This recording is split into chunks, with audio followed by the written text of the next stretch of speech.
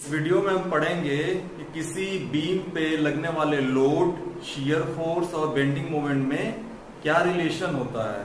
ठीक है, जैसे मान लीजिए एक बीम है, उसके पूरे स्पैन पे यूडीएल लोड W किलोन्यूटन पर स्पैन लगा हुआ है। अगर उसका लेंथ x है तो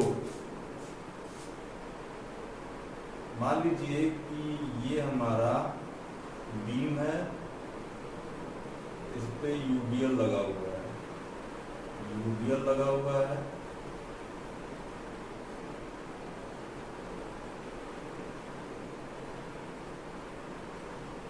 इस बीम का जो लेंथ है वो है x। क्या है? x।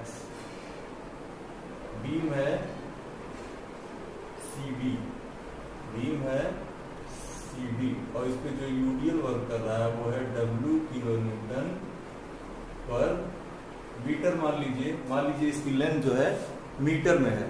ठीक, लेट इस पे लोड W लग रहा है, let load is equal to W, जो शियर फोर्स डेवलप हो रहा है, shear force is equal to F and bending moment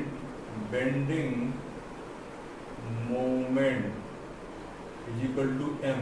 यही तीनों में अपने को रिलेशन फाइंड आउट करना है, जानना है।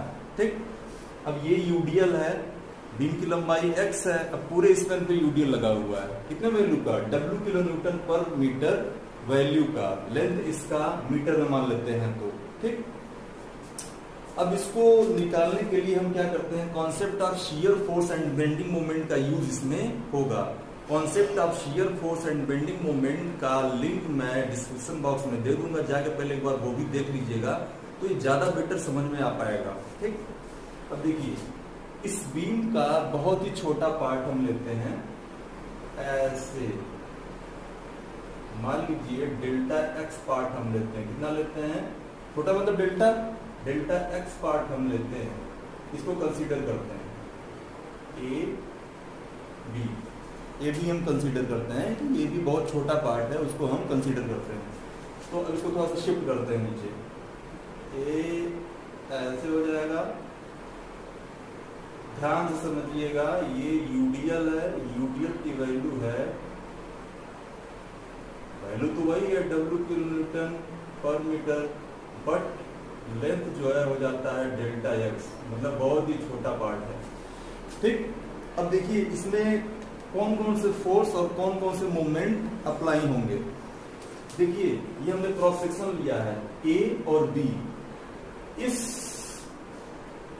B पॉइंट पे ध्यान दीजिएगा, इस B पॉइंट पे इस BD पार्ट की वजह से एक शियर फोर्स वर्क करेगा जो कि ऊपर की तरफ होगा F, और एक बेंडिंग मोमेंट वर्क करेगा जो कि होगा एंटी क्लॉक वाइज। क्लियर है? एक बार और सुनिए, इस B पार्ट पे इस B पॉइंट पे BD पार्ट की वजह से एक शियर फोर्स F ऊपर की तरफ लगेगा और एक bending moment M anti clockwise develop होगा। ये क्यों लगता है, कैसे लगता है, ये जानने के लिए concept of shear force and bending moment वाला वीडियो एक बार जाके आप देखिएगा तो समझ में बेटर आ पाएगा। ठीक, सिमिलरली ये जो है इस A पॉइंट पे इस बीम के CA पार्ट की वजह से एक शियर फोर्स वर्क करता है जो कि मान लेते हैं इससे थोड़ा सा ज्यादा है, डिफरेंट होगा ना भाई, F प्लस डेल्टा F होगा, और एक बेंडिंग मोमेंट डेवलप होगा जो कि क्लॉकवाइज होगा। इसकी वैल्यू होगी M प्लस डेल्टा M। अब देखिए इस यूडीएल को अपने को पॉइंट लोड में कन्वर्ट करना है। ठीक है, कोई भी लंबाई का यूडीएल है, अब उस यूडीएल को हमको पॉइंट लोड में जब कन्वर्ट करना है तो वो जितने लंबाई का बीम होता है उसके बीचों बीच वर्क करता है वो पॉइंट लोड। और क्या होता है पॉइंट लोड की वैल्यू, वो यूडीएल की वैल्यू इनटू जितने लेंथ पे यूडीएल लगा है। फॉर एग्जांपल देखिए यहाँ पे ये जो पॉइंट लोड के रूप में वर्क करेगा वो हो जाएगा हमारा, वो हो जाएगा W into delta x, W into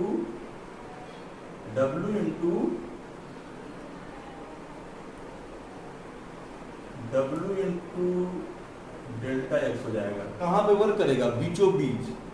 मतलब ये है कि ये डेल्टा एक्स बाई 2 डिस्टेंस पे वर्क करेगा। ठीक।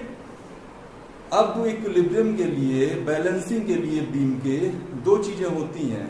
एक तो सिग्मा v बराबर 0 होता है, मतलब नीचे की तरफ लगने वाला फोर्स इज इक्वल टू ऊपर की तरफ लगने वाला फोर्स। दूसरा होता है clockwise moment is equal to anti clockwise moment. तो यही दो चीजें अब हम अप्लाई करेंगे और फिर फाइंड आउट करेंगे कि क्या रिलेशन होता है load, shear force and bending moment में किसी बीम के। अब ध्यान दीजिए थोड़ा। For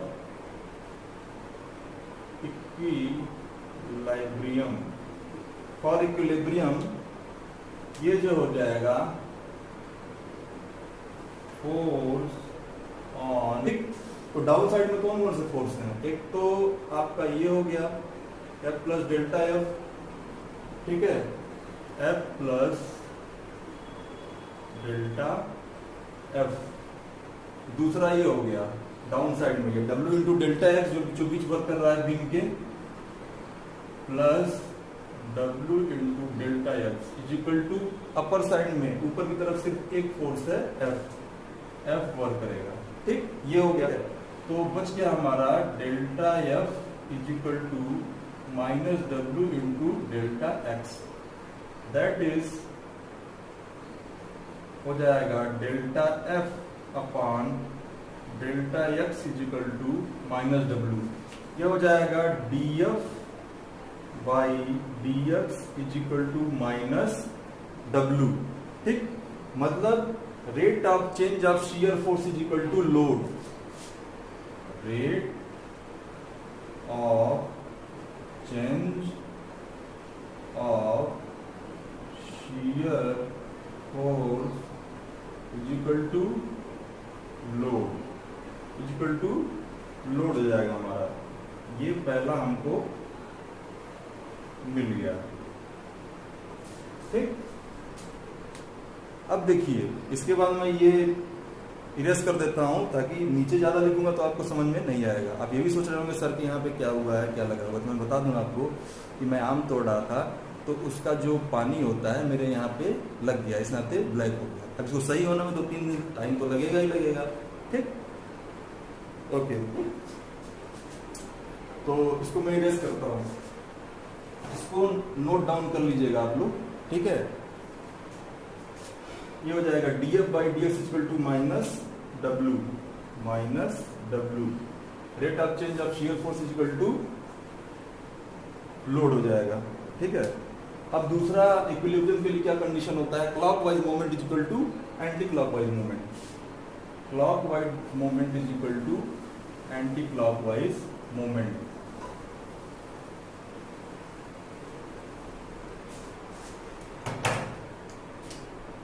Now, clockwise movement is equal to anti-clockwise movement। ठीक, क्लॉकवाइज मूवमेंट मतलब क्या होता है? देखिए क्लॉकवाइज मूवमेंट कौन कौन सा है?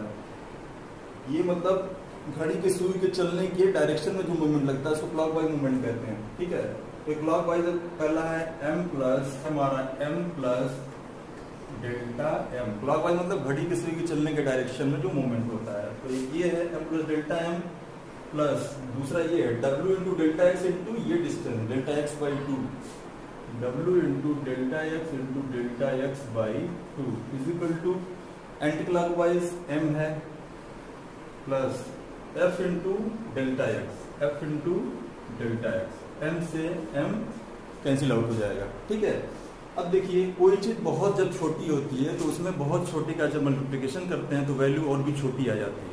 फॉर एग्जांपल अगर 0.1 इंटू 0.1 करें हम तो 0.01 होगा, which is very less than 0.1। 0.01 0.1 से बहुत कम है। ठीक है, इसी तरह जब डेल्टा एक्स है उसमें डेल्टा एक्स बाई 2 का मल्टीप्लिकेशन करेंगे तो वैल्यू और कम आ जाएगी। इस नाते ये जो टर्म है उसको हम वैनिश कर देंगे या निगलेक्ट कर देंगे। ये पॉइंट समझिएगा। ठीक है, तो delta m plus 0 is equal to f plus delta x, delta m upon delta x is equal to f, और you can say that dm by dx is equal to f, dm by dx is equal to f हो जाएगा। इसका मतलब rate of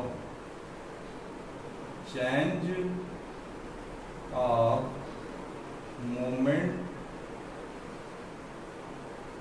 is equal to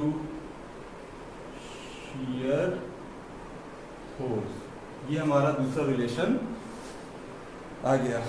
ठीक है, अब देखिए इसको मैं मिटा देता हूं, अच्छे से ध्यान से इसको नोट डाउन कर लीजिएगा।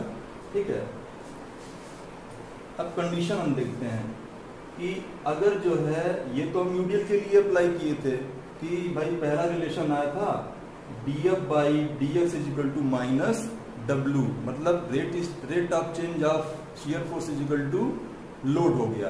तो अगर ये जो लोड है मतलब ये जीरो हो जाए, मतलब यूडीएल नहीं लग रहा है, वो पॉइंट लोड के लिए है, तो फिर क्या होगा हमारा, इसको मिटा देते हैं।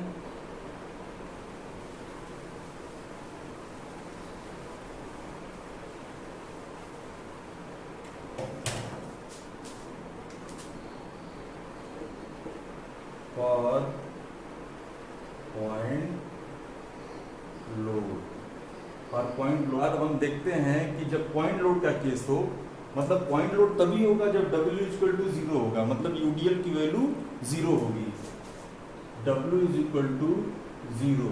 ठीक, तो फर्स्ट इक्वेशन से क्या हो जाएगा, df by dx is equal to minus W, और W क्या है, 0 है, तो 0 हो जाएगा।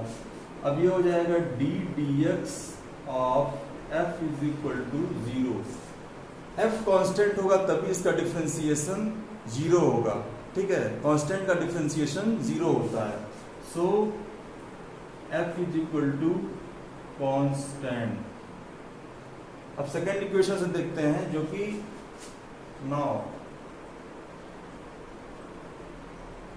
फ्रॉम सेकंड इक्वेशन, चूंकि f is equal to constant आया, इसलिए पॉइंट लोड के केस में जो हमारा शियर फोर्स डायग्राम आएगा वो कांस्टेंट लाइन आएगा। ठीक है, अब from second equation dm by dx is equal to f है, f कांस्टेंट है तो हो जाएगा, क्रॉस मल्टीप्लिकेशन करेंगे, dm is equal to f into dx। अब बेंडिंग मोमेंट की वैल्यू फाइंड आउट करने के लिए बोथ साइड का इंटीग्रेशन करेंगे, integrating both side, dm is equal to f into dx हो जाएगा, प्लस कांस्टेंट हो जाएगा, m is equal to fx, f बाहर आ जाएगा कांस्टेंट है तो f dx का x हो जाएगा प्लस c1। ये जो इक्वेशन हमको मिला, ये जो है y equal to ms plus c type equation है, जो कि स्ट्रेट लाइन का इक्वेशन होता है। इसलिए पॉइंट लोड के केस में जो बेंडिंग मोमेंट का आरेख आएगा, डायग्राम आएगा, वो एक स्ट्रेट लाइन आएगा। ठीक है, अब अगले वीडियो में मैं आपको बताऊंगा कि अगर यूडीएल का केस हो तो कौन सा इक्वेशन आता है, कौन सा डायग्राम बनता है, क्या स्ट्रेट लाइन आता है या पैराबोला आता है, क्या आता है, वो हम देखते हैं। वीडियो अगर अच्छा लगा हो तो लाइक, सब्सक्राइब और शेयर करिएगा, और बेल आइकन को प्रेस करके ऑल पे सेलेक्ट कर दीजिएगा, जिससे आगे आने वाले वीडियो के बारे में आपको नॉलेज मिल सके।